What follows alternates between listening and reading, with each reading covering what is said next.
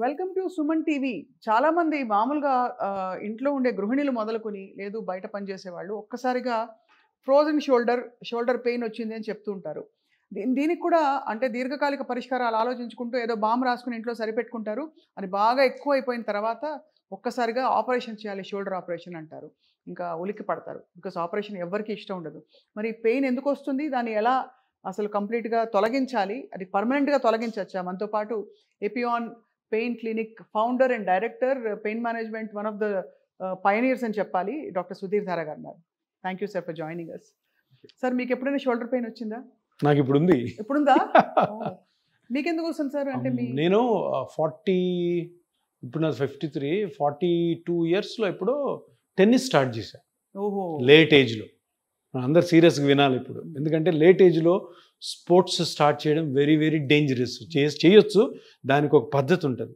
ఇప్పుడు మనం కోర్టులోకి ఎంటర్ కాగానే ఎలా ఉంటుంది, రెఫెల్ ల్యాడర్ లాగా పెద్ద పెద్ద ప్లేయర్స్ ఉన్నారు కదా, వాళ్ళలాగా ఫీల్ అవుతాం. రోజర్ ఫెడరర్ లాగా. అవును, ఆ సర్వీస్ రోజర్ ఫెడరర్ అని మనసులో పెట్టుకొని ఆడుతాం అన్నమాట. సర్వీస్ చేసిన బ్యాక్ హ్యాండ్ సింగిల్ ఫిస్ట్ కొట్టినా కూడా టేర్ అయింది. సో ఇప్పుడు ఏంటంటే ఈ ఓవర్ హెడ్ యాక్టివిటీస్, మనం గృహిణుల గురించి అన్నారు కదా, బట్టలు ఆరేయడం, పోపు డబ్బాలు తీయడం, ఈ కంటిన్యూస్గా జరుగుతున్నప్పుడు ఇది ఒక మజిల్ ఉంటుంది ఇక్కడ, సుప్రాస్పైనైటిస్ అని, అది టేర్ అవుతుంది. 99% షోల్డర్ పెయిన్స్ ఉన్న వాళ్ళలో సుప్రాస్పైనైటిస్ టేర్ అన్నదే కారణం. అది ఎందుకంటే ఓవర్ హెడ్ యాక్టివిటీస్ చేయడం వల్ల, ఆర్ ఇంజురీస్ కూడా ఆ మజిల్ అవుతుంది. క్రికెటర్స్, బ్యాడ్మింటన్ ప్లేయర్స్, ఇట్లా స్మాష్ కొట్టేవాళ్ళు, వాలీబాల్ స్పైకర్స్, మన హౌస్ వైఫ్స్, ఇంకా అదర్వైజ్ షుగర్ ఉన్న పేషెంట్స్లో టైర్స్ ఈజీగా అవుతాయి. అంటే నాకు ఏం లేవు సార్, నేను ఒక స్పోర్ట్ ఆడను, నేనేం బరువులు ఎత్తాను, నాకెందుకు వచ్చింది సార్ అంటారు. డయాబెటీస్ ఉన్న పేషెంట్ చిన్న చిన్న యాక్టివిటీలో కూడా చిన్న చిన్న టైర్స్ ఉంటాయి. సో ఆ టైర్ వచ్చింది నాకు, తర్వాత నేను పిఆర్పి తీసుకున్నాను. Now it is better and now మళ్ళీ ఆడుతున్నాం నెమ్మదిగా. ఇది ఎప్పుడు ఎలా ఐడెంటిఫై చేయాలి? ఇప్పుడు డాక్టర్ దగ్గరికి వెళ్ళాలి బెటర్ అని. Pain and restriction. First pain వస్తుంది, పెయిన్ తర్వాత మనము మూమెంట్స్ నెమ్మదిగా తగ్గిపోతాయి. షోల్డర్ ఎత్తలేము, అప్పటి వరకు వెయిట్ చేయకూడదు. ఇప్పుడు ఎలా ఉంటుంది అంటే షోల్డర్లో ఒక చిన్న ట్రిక్ ఉంది. ఇగో ఈ లెవెల్ వర్క్స్ అన్ని కూడా మనము ఈ మజిల్ ఎంత పెద్ద కట్ అయినా కూడా చేసేయచ్చు. సో కంఫర్ట్ జోన్లో ఉన్నాం మనం, తినడం, రాయడం, వంట వండడం. కానీ చేయి పైకి ఎప్పినప్పుడు ఇబ్బంది వస్తుంది. కానీ చేయి పైకెత్తి చేసే పనులు చాలా తక్కువ ఉంటాయి. అవును, మగవాళ్ళకి అసలు ఉండవు, ఆడవాళ్ళకి ఆ డబ్బాలు, దానికి ఈ హ్యాండ్ యూజ్ చేస్తారు. సో ఏమవుతుంది, ఈ డ్యామేజ్ అన్నది ఎక్కువైపోతూ ఉంటుంది. ట్రీట్ కాకపోవడంతో నెమ్మదిగా ఈ మూమెంట్స్ లేవు కదా, ఓవర్ హెడ్ అబ్డక్షన్. ఇప్పుడు షోల్డరు 180 degrees వరకు ఉంటుంది. ఈ 90 వరకు ఆగిపోతే 90 కాస్త తర్వాత 70, 60, 30, 40, అప్పుడు ఫ్రోజన్ షోల్డర్, ఫ్రీజ్ అయిపోతుంది. సో ఈ ట్రిక్ ఏంటంటే ఈ 90 degrees తర్వాత యాక్టివిటీస్ ఏమి ఉండవు కాబట్టి మనం నెగ్లెక్ట్ చేస్తాం. అదే లెఫ్ట్ హ్యాండ్కి వస్తే ఇంకా నెగ్లెక్ట్ అయిపోతుంది, ఎందుకంటే కుడిచి బాగుంది కాబట్టి అన్ని పనులు చేసుకున్నాం. సో ఫైనల్గా ఫ్రోజన్ షోల్డర్తో తేలుతారు. అది సార్, ఇప్పుడు ఈ పెయిన్ వచ్చిన వాళ్ళు ఇంట్లో సెల్ఫ్ ప్రిస్క్రిప్షన్తో ఎక్సర్సైజ్లు, యోగాలు చేస్తుంటారు, చేయొచ్చు అలాగా? ఇంకా కట్ అవుతుంది, ఇంకా ఎక్కువ అవుతుంది. అంతే, చిరిగిపోయిన చొక్కాను పట్టుకొని లాగామనుకో మొత్తం పోతుంది. అంతే. నువ్వు కరెక్ట్గా ఒకవేళ పెయిన్ చిన్న చిన్న ఎక్సర్సైజ్లు చేస్తూ ఒక వారానికి కానీ తగ్గలేదంటే ఏదో ఉంది, వెంటనే మనం డాక్టర్ దగ్గరికి వెళ్ళాలి. ఒక స్కాన్ చేసుకోవడం, చూడడం. Shoulder joint is a very very simple and బోలాబాలా జాయింట్. ఒక జాయింట్ 2 bones మధ్యలో ఉంటుంది, 4 muscles ఉంటాయి, అంతే, ఇంకేముండదు. పెద్ద పెద్ద నర్వ్స్, పెద్ద పెద్ద వెజల్స్ ఏమి ఉండవు.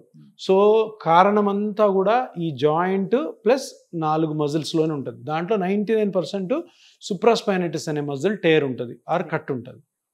దాన్ని ట్రీట్ చేసుకొని దాన్ని స్ట్రెంగ్తన్ చేసుకుంటే షోల్డర్ పెయిన్ నుంచి బయటపడిపోతారు. రీసెంట్గా సార్, మా నాన్నగారు వేరే దేశానికి వెళ్ళి ఒక్కసారిగా పడిపోయారు, ఇంజర్ అయ్యి ఈ షోల్డర్ డిస్లొకేట్ అయిందిట. ఆ డిస్లొకేషన్ మళ్ళీ దాన్ని సెట్ చేసినా కూడా పెయిన్ కంటిన్యూ అవుతుంది. ఇప్పుడు షోల్డర్ డిస్లొకేషన్ అంటే ఓల్డ్ ఏజ్ ఉంటుంది. ఓల్డ్ ఏజ్ ఉన్నప్పుడు ఎందుకు డిస్లొకేట్ అవ్వాలి పడితే? బికాజ్ ఆ 4 muscles ఉన్నాయి కదా, అవి వీక్ అయినాయి ఏజ్ వైజ్. ఇంపాక్ట్ బాగా పడింది కాబట్టి ఆ బాల్ బయటకు వచ్చింది. ఇది మళ్ళీ లోపలికి వెళ్ళినా కూడాను మజిల్స్ అన్ని వీక్గా ఉన్నాయి కాబట్టి అప్పుడప్పుడు మళ్ళీ వస్తుంటుంది బయటికి. అది సో దానికి ఏంటి సార్ ఎలాంటి వాటి ఈ మజిల్స్ స్ట్రెంగ్తన్ చేయాలి రీజనరేటివ్ థెరపీ తోటి. ఓకే. సర్జరీ చేస్తారు. సర్జరీ ఇంకా లాస్ట్ ఆప్షన్.